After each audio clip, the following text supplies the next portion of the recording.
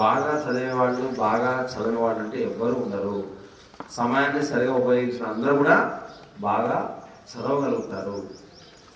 ఆ నేర్చుకునే విషయంలో సమయాన్ని కేటాయించకపోవడం కారణం చేతనే నువ్వు నేర్చుకోలేకపోతున్నావు. అంతకు వేరే ఏం లేదు.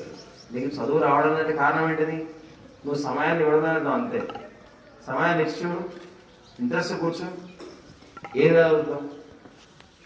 10th క్లాస్లో నేర్చుకున్నావాడు 2003-4 బ్యాచ్ అంటే దాదాపు 20 సంవత్సరాల పైన 10th క్లాస్ పూర్తయింది.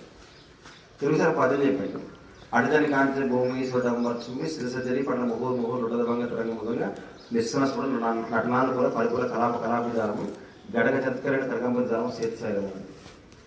21 సంవత్సరం క్రింద పద్యం ఇప్పటి కూడా గుర్తుంది.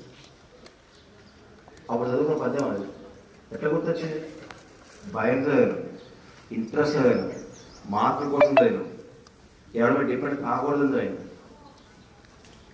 సో అందరికీ వాళ్ళు గుర్తుండే వరకు గుర్తుపడడం కూడా ఎందుకు రాదా? ఏదైనా వచ్చింది, జస్ట్ టైం ఇవ్వండి.